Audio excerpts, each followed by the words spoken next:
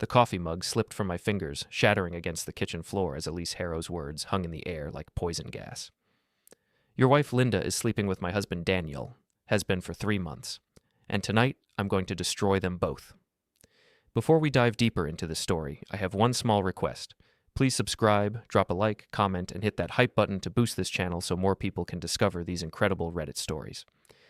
I'm Alex Garrison, 42 years old, IT consultant, and apparently the last person in our cozy Maine suburb to know my wife was screwing her boss. The irony wasn't lost on me. I fix computers for a living, but couldn't debug my own marriage. Elise sat across from me in our breakfast nook, her emerald eyes blazing with calculated fury. She was everything Linda pretended to be. Genuinely successful, naturally beautiful, and right now, magnificently pissed off. Her auburn hair caught the afternoon light streaming through our kitchen window, and I found myself wondering how Dan Harrow could be stupid enough to cheat on this woman. How long have you known? I asked, grabbing paper towels to clean up the ceramic shards. My hands were surprisingly steady. I hired a private investigator last month when Daniel started working late every Tuesday and Thursday. Same nights Linda told you she had those marketing strategy sessions, right? Elise's smile was sharp enough to cut glass. They've been using the executive suite at the Marriott downtown, room 847. Daniel pays cash, thinks he's being clever. The pieces clicked into place with sickening clarity. Linda's new lingerie that she claimed was for confidence at work. The expensive perfume I'd never bought her. The way she guarded her phone like state secrets. The Tuesday and Thursday late nights that had stretched into a pattern over the past 3 months. Why are you telling me this? I set the coffee-stained towels aside and really looked at her. Elise Harrow wasn't just delivering bad news, she was recruiting an ally. Because I want them to pay, and I can't do it alone. She leaned forward, her voice dropping to a conspiratorial whisper. Daniel thinks he's untouchable. CEO of the biggest marketing firm in Portland, member of the country club, city council connections. He's been cheating on me for years, but this time is different. How is it different? This time he's gotten sloppy, and this time I have help. Her eyes locked onto mine. You want revenge, Alex. I can see it in your face. The question is, how far are you willing to go? Before I could answer, my phone buzzed. Text from Linda. Working late again tonight. Don't wait up. Love you. I showed the message to Elise. She checked her watch. 4:30 p.m. Daniel left the office at 4:15, she said. Told his assistant he had an important client dinner. Want to bet they're heading to room 847 right now? The rage hit me like a freight train. Not just anger at Linda's betrayal, but fury at being played for a fool. At the pitying looks from coworkers at company parties. At the smug way Dan Harrow had shaken my hand at the last office barbecue while screwing my wife behind my back. What did you have in mind? I asked. Lisa's smile turned predatory. First, we gather evidence. Real evidence, not just photos. Then we hit them where it hurts most. Their reputations, their careers, their precious social standing. By the time we're done, they'll wish they'd never met each other. She pulled out her phone and showed me a folder labeled Daniel's Insurance. Screenshots of text messages, bank statements showing cash withdrawals, even photos of him entering the Marriott with different women over the past 2 years. I've been preparing for this day for a long time, she said. But Linda is new territory. I need someone who knows her weaknesses, her fears, her pressure points. I thought about Linda's obsession with appearances, her desperate need to be seen as successful and sophisticated, how she'd rather die than be publicly humiliated in front of her professional circle. She's terrified of looking foolish, I said slowly. Everything she does is about maintaining her image as the perfect career woman. If that crumbles, she crumbles. Elise nodded approvingly. Good. What else? She's competitive to a fault. Can't stand losing or being upstaged. And she's paranoid about people talking behind her back. Perfect. Elise stood up, smoothing down her designer dress. Meet me tomorrow at 7 p.m. at Murphy's Bar downtown. Come alone and don't tell anyone about this conversation. We're going to give them a war they'll never forget. After she left, I sat in my kitchen surrounded by the debris of my shattered coffee mug and my marriage. The house felt different now, contaminated by the truth. Every surface Linda had touched seemed tainted with lies. My phone rang. Linda's contact photo filled the screen, a smiling selfie from our anniversary dinner last year. How long had she been cheating then? Was she thinking about Dan even as she posed for that picture? Hey, honey. Her voice was artificially bright. Just calling to let you know I'll be really late tonight. This client presentation is kicking my ass. Which client? I asked, testing her. A pause. The Morrison account. The restaurant chain? Super demanding. I knew for a fact that Morrison had signed their contract last week. Linda had celebrated by opening a bottle of champagne and talking about finally getting recognition at work. Another lie. Sounds tough, I said evenly. Don't work too hard. Love you, babe. See you in the morning. The line went dead. I stared at the phone, marveling at how easily the lies rolled off her tongue. How long had she been this good at deception? How many other lies had I swallowed without question? I walked through our house with new eyes. The mortgage we'd stretched to afford so Linda could have her dream kitchen. The second car payment for her BMW because she needed to look successful for clients. The vacation to Cabo she'd insisted on, claiming she needed to recharge from work stress. How much of our life together had been built on lies? My laptop sat on the desk in our home office. I opened it and began typing, documenting everything I could remember, every suspicious phone call, every unexplained absence, every time she'd come home smelling like cologne that wasn't mine. If Elise wanted war, she'd have an ally who knew the enemy inside and out. The clock on my computer showed 6:45 p.m. Linda and Dan were probably in that hotel room right now, laughing about how clueless I was, how easy it had been to fool the boring IT guy while they played their sophisticated games. They had no idea what was coming. Murphy's Bar was exactly the kind of place Linda would never set foot in. Dim lighting, worn leather booths, and a clientele that valued privacy over pretense. I arrived 10 minutes early and claimed a corner table where we could talk without being overheard. Elise walked in at exactly 7 p.m., and every head in the bar turned.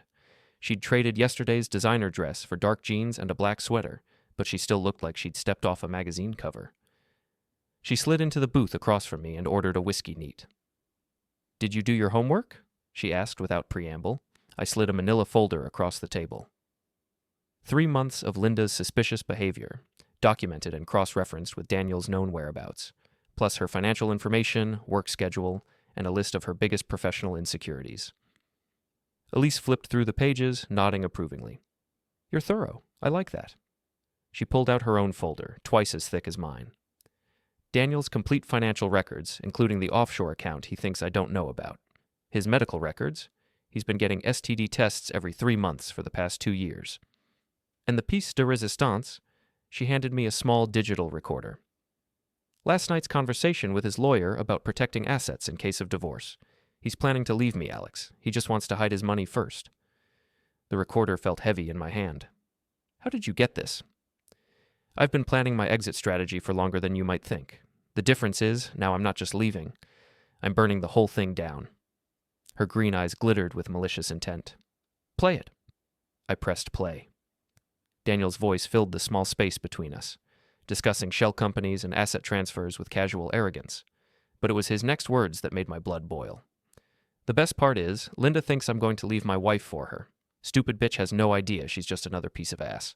When I'm done playing, I'll dump her and find someone new, maybe that blonde from accounting. I gripped the recorder so hard my knuckles went white. Elise watched my reaction with satisfaction. Now you know what we're really dealing with, she said. Daniel isn't just cheating. He's using Linda as disposable entertainment while planning to financially destroy me. And Linda isn't just betraying you. She's actively helping him hide assets that legally belong to me. What's the plan? Elise smiled, and it was beautiful and terrifying. Phase 1. We document everything. I've already installed tracking software on Daniel's company car. Completely legal since I co-own the business. We'll follow them, photograph them, build an airtight case. Phase 2? We turn their own friends against them. I've already started spreading carefully worded concerns about Daniel's unusual behavior to the right people. By the time we're done, everyone in their professional circle will be watching for signs of an affair. And phase 3? Public humiliation. Complete social and professional destruction. We're going to make them famous for all the wrong reasons. Over the next hour, Elise laid out a plan that was both brilliant and ruthless. We would use their own arrogance against them, letting them dig their hole deeper while we documented every shovel of dirt. There's something else, Elise said as we prepared to leave. Daniel's company is bidding on a major city contract next month if certain information about his character came to light at the right moment. The city council would never award a contract to someone involved in a scandal, I finished. Exactly. We're not just destroying their personal lives, we're hitting them where they'll feel it most, their wallets. As we walked out of the bar together, I felt something I hadn't experienced in months. Purpose. For too long, I'd been a passive observer in my own life, letting Linda make the decisions while I focused on work and tried to keep the peace. Now I was taking control. "One more thing," Elise said as we reached our cars. "Linda's going to start noticing changes in you. When someone begins fighting back, cheaters get paranoid. She'll probably try to love bomb you, make you think you're imagining things." "Let her try," I said. "I'm done being played for a fool." Elise's smile was approving. "Good, because tomorrow night we start gathering evidence. Bring a camera and dress like you belong at the Marriott bar. We're going hunting." I drove home through the quiet streets of our neighborhood, past houses where normal couples lived normal lives built on trust and honesty. My house looked the same as always from the outside, but I knew the truth now. It was just another stage set for Linda's performance. She was already home when I walked in, curled up on the couch in her silk pajamas, watching some reality show about rich housewives. The irony was perfect. "How was your day, honey?"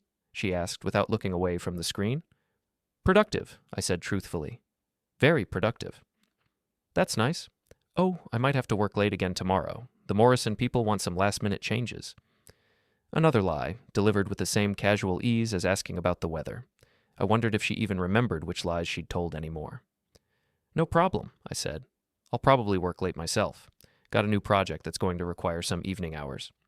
That got her attention. Linda looked up with a slight frown. "What kind of project?" "Just some consulting work. Nothing you'd find interesting." She studied my face for a moment, and I saw a flicker of something. Suspicion? Concern? Then her phone buzzed with a text, and her attention shifted immediately. "Oh, I'm going to take a shower," I said, heading for the stairs. She murmured, already typing a response. In our bedroom, I opened Linda's jewelry box and found what I was looking for, a pair of diamond earrings I'd never seen before. The receipt was tucked underneath, dated 2 weeks ago. They'd cost more than my monthly salary. I photographed everything and added it to my growing file. Tomorrow night, the real work would begin. The Marriott bar was crowded enough to provide cover, but not so packed that we couldn't observe our targets. I'd chosen a table with a clear view of the elevators while Elise positioned herself at the bar, nursing a martini and pretending to read emails on her phone. At 7:23 p.m., Linda walked through the lobby doors. She'd changed from her work clothes into a red dress I'd never seen before, her hair styled in loose waves that probably cost more than most people's grocery budget. She moved with the confident stride of a woman who thought she was getting away with something. Daniel arrived 3 minutes later, and watching them together made my stomach turn. The casual way he touched her lower back as they walked to the elevators, her laugh at something he whispered in her ear, the practiced ease of two people who'd done this many times before. I snapped photos with the telephoto lens Elise had provided, capturing their faces clearly as they waited for the elevator. When the doors closed behind them, I started a timer on my phone. Elise appeared at my table moments later. "Room 847, just like clockwork. They'll be up there for exactly 90 minutes. Daniel has to be home by 9:30 for his weekly call with his mother." "How do you know that?" "Because I've been married to him for 8 years, and he's nothing if not predictable." She signaled the waitress for another drink. "The question is, what do we do with our 90 minutes? "I have an idea," I said, pulling out my phone. "Linda's assistant Jessica owes me a favor. I helped her set up her home computer last month." I dialed Jessica's number. She answered on the second ring. "Alex, is everything okay? It's kind of late." "Hey, Jess, sorry to bother you. I'm trying to surprise Linda for our anniversary next week, but I can't remember which restaurant she mentioned wanting to try. She said something about it being near her client meeting tonight." A pause. "Client meeting? Alex, Linda left the office at 5:30 today. Said she was going home because she had a headache." "Perfect." "Oh, she must have meant tomorrow night. Thanks anyway." I hung up and showed Elise the call log. Now we have a witness to the lie. Good thinking, but we're just getting started. Over the next hour, Elise walked me through Daniel's patterns, his tells, his weaknesses. He was a creature of habit who thought his routines made him smart when they actually made him predictable. "Every Tuesday and Thursday, same schedule," she explained. "Leaves the office at 4:15, meets Linda at 4:45 for drinks in the hotel bar, upstairs by 5:15. They order room service at 6:30. Always the same thing, salmon for her, steak for him. He's back in his car by 7:45, home by 8:15. "How long have you known the details?" 6 weeks. I hired a private investigator, but I've been doing my own surveillance too. Daniel thinks I'm at yoga on Tuesday and Thursday evenings. Really, I'm in the parking garage across the street with a telephoto lens." At exactly 8:43 p.m., the elevator doors opened and our targets emerged. Linda had that satisfied glow that I used to think came from successful client meetings. Daniel's hair was slightly mussed despite his obvious attempt to smooth it down. They separated in the lobby with a kiss that lasted just long enough to be captured in high resolution. I got shots of them walking to their separate cars, of Daniel checking his reflection in his car window, of Linda reapplying lipstick in her rearview mirror. Phase 1 complete, Elise said as we watched Linda's BMW pull out of the parking garage. Tomorrow we start Phase 2, which is?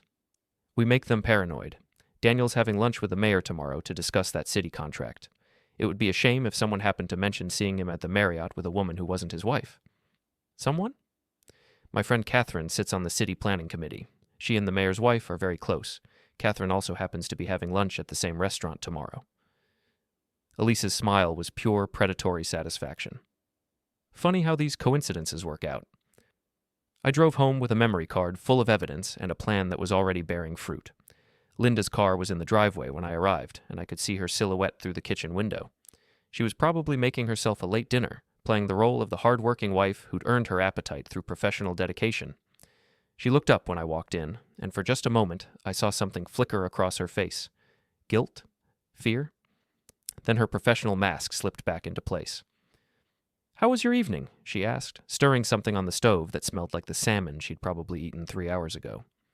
"Productive. Got some good work done on that new project." "What kind of project is it exactly?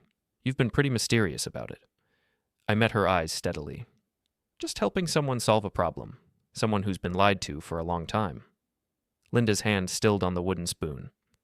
"That sounds complicated." "It is. But sometimes complicated problems require creative solutions." She turned back to the stove, but I could see the tension in her shoulders. "Well, I hope it works out for them." "Oh, it will. I'm very good at solving problems when I put my mind to it." That night, as Linda lay beside me pretending to sleep, I uploaded the photos to an encrypted cloud drive and began planning Phase 2. Tomorrow, Daniel Harrow would get his first taste of what it felt like to be watched, to be vulnerable, to wonder who might be talking about him behind his back. It was going to be a beautiful thing to watch. The call came at 10:47 a.m. while I was pretending to work on a client's server upgrade. Elise's voice was tight with excitement. It worked. Catherine just texted me. The mayor's wife asked Daniel point-blank if he was having marital problems. Apparently, concerned friends had mentioned seeing him in compromising situations. How did he react? Like a guilty man. Started sweating, made excuses, cut the lunch short. Catherine said he looked like he was going to throw up. I leaned back in my office chair, savoring the image. What's next? Tonight's the company mixer at the Harbor Club. Both our cheating spouses will be there, playing the devoted couple act. Time to make them work for it. The Harbor Club was Linda's natural habitat. Upscale, exclusive, full of the kind of people she desperately wanted to impress. She'd spent an hour getting ready, changing outfits 3 times before settling on a black cocktail dress that probably cost more than my monthly car payment. You look beautiful," I told her as we walked into the venue, and I meant it. Linda was stunning when she put in the effort. It made Daniel's casual dismissal of her on that recording even more infuriating. "Thank you, honey. You clean up pretty well yourself." She squeezed my arm, playing the loving wife for the crowd already gathering around the bar. I spotted Daniel immediately, tall, silver-haired, working the room with the practiced ease of a man who'd never doubted his own importance. Elise stood beside him in a stunning blue dress, smiling at all the right moments while her eyes tracked every person he spoke to. "There's Daniel," Linda said, waving. "I should go say hello. He mentioned wanting to discuss the Morrison follow-up." "Of course he did." I watched her weave through the crowd toward her lover, noting how her entire posture changed as she approached him. More animated, more flirtatious, more alive than she ever looked at home. I made my way to the bar and ordered a whiskey, positioning myself where I could observe without being obvious. The bartender was a young guy named Marcus, who I'd helped with his computer problems a few months back. "Alex, good to see you, man. How's the tech business?" "Can't complain. Hey, you see a lot from behind this bar, right? People think bartenders are invisible." Marcus grinned. "You have no idea. The stuff I overhear at these corporate things, it's like a soap opera." "I bet. Speaking of drama, see that guy in the gray suit? Daniel Harrow? Word is he's been playing around on his wife." "The CEO? Seriously?" Marcus glanced over at Daniel, who was standing just close enough to Linda to be inappropriate. "Damn, his wife seems really nice, too." "She is. It's always the good ones who get screwed over, you know?" I left Marcus to spread that seed of gossip and moved through the crowd, having similar conversations with 3 other people. By the time the evening was half over, Daniel Harrow's name was being whispered in corners throughout the room. The beautiful thing about rumors in professional circles is how quickly they spread when they confirm what people already suspect. I watched Daniel's confidence erode in real time as conversations died when he approached, as people excused themselves from his vicinity, as the easy social dynamics he'd always taken for granted began to shift. Linda noticed it too.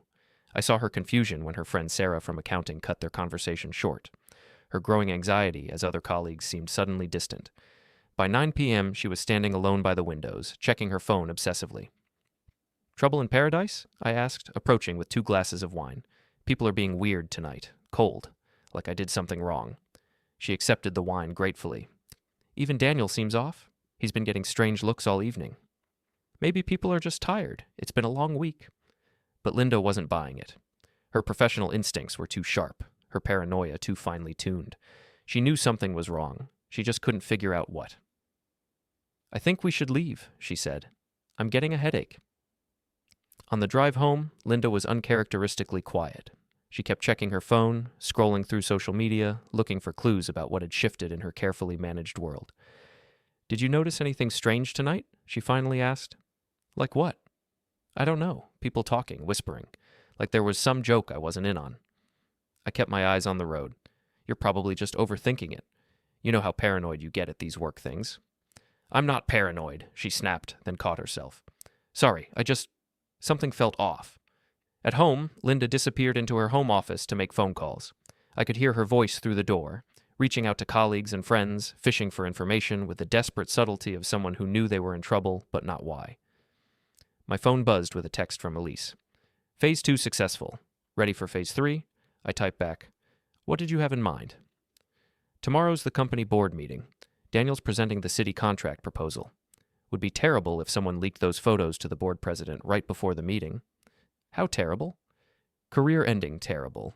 The board president is Margaret Chen, Daniel's biggest rival for control of the company. She's been looking for an excuse to remove him for years." I stared at the phone, feeling the weight of what we were about to do. This wasn't just revenge anymore. We were about to destroy Daniel's professional life completely. Another text from Elise. "Having second thoughts?"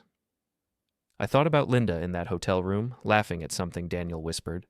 About the recording where he called her a stupid bitch and disposable entertainment. About the 8 months of lies, the secret credit cards, the casual way they'd both made me complicit in my own humiliation. "No second thoughts," I typed back. "Send the photos." Through the office door, I could hear Linda's voice getting more strained with each phone call. Whatever information she was gathering wasn't making her feel better. Good. Tomorrow, Daniel Harrow would learn what it felt like to have his world collapse in public. And Linda would finally understand that actions have consequences. The war was about to go nuclear. The photos hit Margaret Chen's inbox at 8:47 a.m., exactly 13 minutes before the board meeting was scheduled to begin. Elise had timed it perfectly. Too late for Daniel to prepare a defense, too early for him to claim the images were fabricated. I was sitting in my home office, supposedly working on client projects, when Linda called in a panic. "Something's happening at work," she said, her voice tight with barely controlled hysteria. "Daniel's been called into an emergency board meeting. People are talking about photos, about some kind of scandal." "What kind of photos?" "I don't know. Nobody will tell me anything. They just keep staring at me like they know something." They did know something. By now, half the company had probably seen the images Elise had carefully leaked through multiple channels. Daniel entering the Marriott with Linda, the two of them kissing in the lobby. Linda's hand on his chest as they waited for the elevator. "I'm sure it's nothing," I said. "You know how office gossip gets blown out of proportion?" "This isn't gossip, Alex. This is different. Sarah from HR asked me to come to her office at 2 p.m. They never call people to HR unless... Unless what? Unless they're in serious trouble." I hung up and immediately called Elise. She answered on the first ring. "It's beautiful chaos over here," she said, and I could hear the satisfaction in her voice. "Daniel's been in that boardroom for 2 hours. Margaret Chen looks like Christmas morning. The other board members keep walking past my office, whispering. What about Linda?" "According to my sources, she's been suspended pending investigation. Apparently, using company resources to facilitate an extramarital affair violates several clauses in her employment contract." I felt a surge of vicious satisfaction. Linda's career was everything to her. Her identity, her self-worth, her source of power. Watching it crumble would destroy her more effectively than any divorce proceeding. There's more, Elise continued. The city contract presentation has been postponed indefinitely. The mayor's office received an anonymous tip about Daniel's character issues and decided to reevaluate their partnership with the company.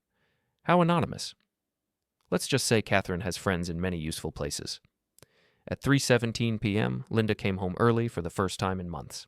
I heard her car in the driveway, the slam of the door, the click of her heels on our front walkway. When she walked into the kitchen, she looked like she'd aged 5 years in 8 hours. "We need to talk," she said. I looked up from my laptop with carefully practiced concern. "What's wrong? You look terrible."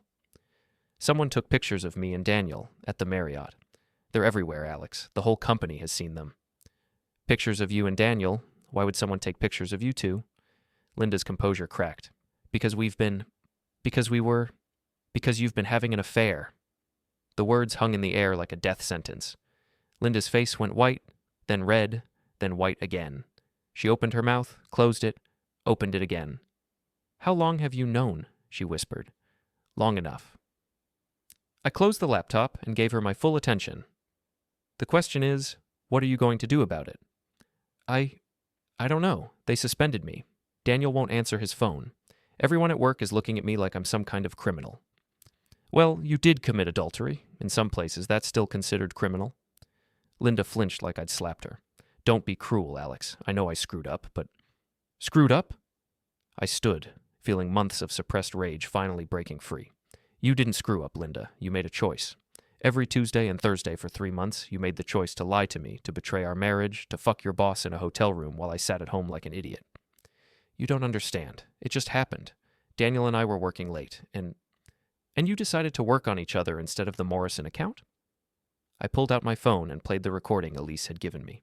Daniel's voice filled our kitchen, calling Linda a stupid bitch and disposable entertainment. Linda listened in growing horror, her face crumbling as Daniel's true feelings became clear. When the recording ended, she was crying. "He said he loved me," she whispered. "He said he was going to leave Elise. He was using you, Linda, just like you were using me. The difference is I was too stupid to see it. He knew exactly what he was doing." My phone rang. Elise's name appeared on the screen. "That's her, isn't it?" Linda's voice was hollow. "Daniel's wife." I answered the call on speaker. "Hello, Elise."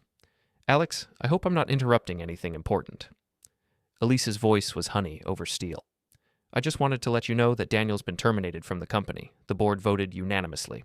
Something about moral turpitude and misuse of corporate resources." Linda made a strangled sound. "Oh, and Linda, dear," Elise continued, clearly aware she was being overheard, "you might want to check your email. The divorce papers should be arriving any moment. Alex has been very thorough in documenting your extracurricular activities." "Divorce papers?" Linda looked at me in shock.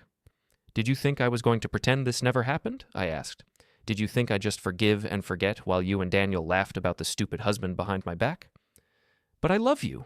Daniel was just a mistake." "No, Linda. Marrying you was the mistake. Trusting you was the mistake. Believing your lies for 8 months was the mistake." I walked toward the door, then turned back. Daniel was just the symptom. I left her standing in our kitchen, surrounded by the wreckage of the life she'd built on deception. Outside, Elise was waiting in her car, engine running.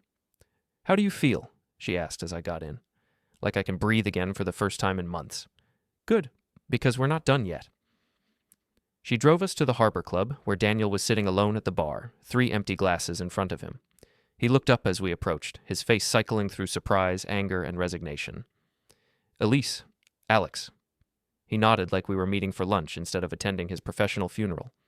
"I suppose congratulations are in order. You played this beautifully." "We learned from the best," I said, taking the stool beside him. "You taught us that marriage vows are just suggestions, that trust is for suckers, that people are disposable. What do you want? Money? I'll be lucky to afford rent after the lawyers get through with me." Elise smiled. "We don't want your money, Daniel. We want something much more valuable." "Which is?"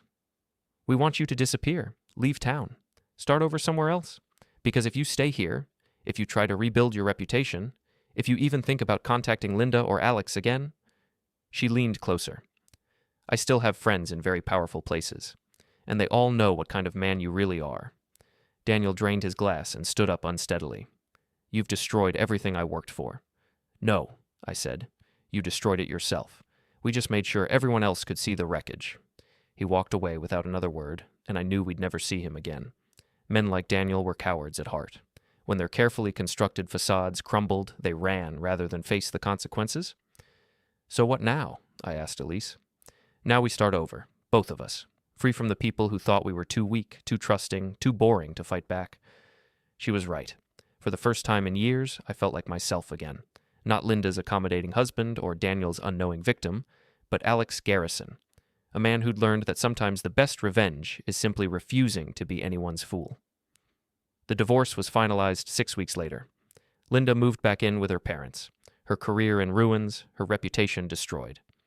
Daniel left town as promised, though rumors followed him to his new city thanks to Elise's network of professional contacts.